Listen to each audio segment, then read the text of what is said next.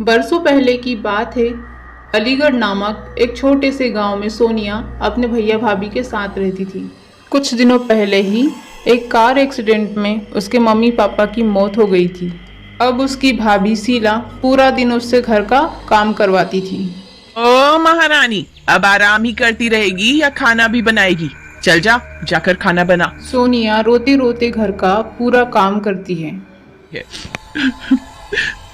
काश काश मेरी माँ जिंदा होती तो मुझे ये सब काम नहीं करना पड़ता।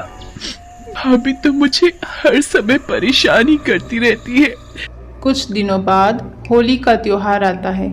फिर सोनिया अपनी भाभी से बोलती है, भाभी मुझे भी होली खेलनी है, इस बार मुझे भी होली खेलने दो ना। आप बच्चों के लिए रंग और पिचकारी लेने जाओगे तो मेरे लिए भी ला देना। तेरी उम्र है होली खेलने की? देख सोनिया, घर में बहुत सारा काम है। पूरे घर की साफ सफाई करनी है, गुजिया बनानी है और भी तैयारियां करनी है।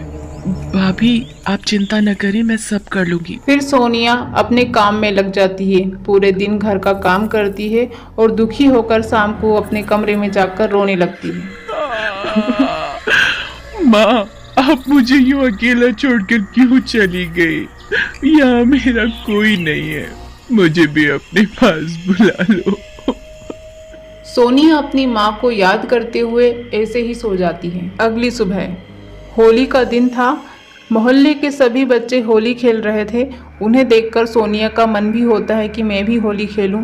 वह मन ही मन सोचती है, भाभी तो मुझे होली खेलने नहीं देगी। सभी लोग होली खेलते हैं पर मैं क्यों नहीं खेल सकती? काश माँ जिंदा होती तो वो मुझे कभी मना नहीं करती।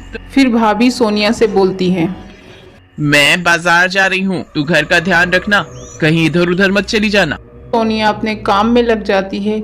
काम करते हुए वहाँ बहुत थक जाती है तो थोड़ी देर आराम करने के लिए चली जाती है। तभी उसकी भाभी वहाँ आ जाती है। ओ महारानी, तू काम कर रही थी या सो रही थी? वो भाभी पता ही नहीं चला कब आंख लग गई और मुझे नींद आ गई।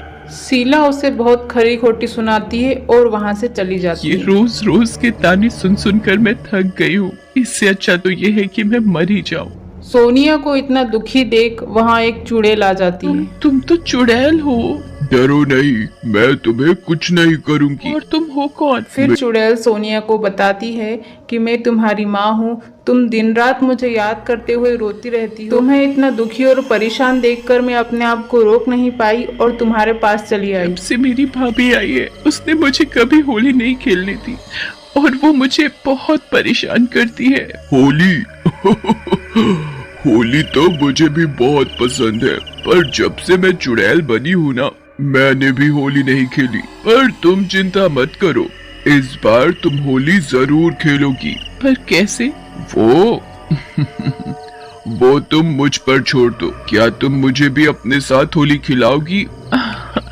हाँ जरूर, और हम दोनों मिलकर होली खेलेंगे। पर तुम तो चुड़ैल हो। मैं अपना कोई भी रूप बदल सकती हूँ और किसी को पता भी नहीं चलेगा, और मैं तुम्हारे साथ तुम्हारे घर में ही रहूंगी। उसके बाद शीला सोनिया को बोलती है, होली का त्योहार है और कितना काम पड़ा है। चल चल चल, जल्दी उठ और काम कर। मैं नहाने जा रही हूँ, घर में पड़ोसी भी आने वाले होंगे होली खेलने के लिए। हाँ भाभी, अभी करती हूँ सारा काम। शीला के जाने के बाद वहाँ चुड़ैल घर का पूरा काम कर देती है।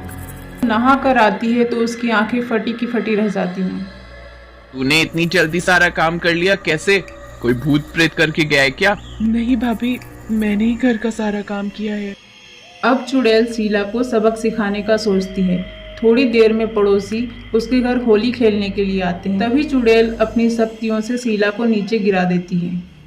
रे, मेरा पैर मर गई रे, इसे भी आज के दिन टूटना था। अब मैं होली कैसे खेलूंगी? तभी सोनिया जल्दी से दौड़कर आती है और शीला के पैर की मालिश करने लग जाती है। ये सब देखकर शीला की आंखों में आंसू आ जाते हैं और अपने किए पर उसे पछतावा होने लगता है। तभी रामू बोलता है, ने तो कभी सोनिया की कदर ही नहीं की और इसने तुम्हें हमेशा अपनी माँ जैसा समझा। मैं अपने किए पर शर्मिंदा हूँ, मुझे माफ कर दे सोनिया। नहीं भाभी, आप ऐसा मत बोलो, आप तो मेरी माँ जैसी हो। फिर सभी होली खेलने लग जाते हैं। तभी वह चुड़ैल सामने आ जाती है। चुड़ैल? ये तो चुड़ैल है। डरो मत, मैं तुम्हें कुछ नहीं करूंगी। फिर सोनिया गांव वालों को चुड़ैल का सच बता देती है और सभी नाचते गाते हुए चुड़ैल के साथ होली का त्योहार धूमधाम से मनाते हैं।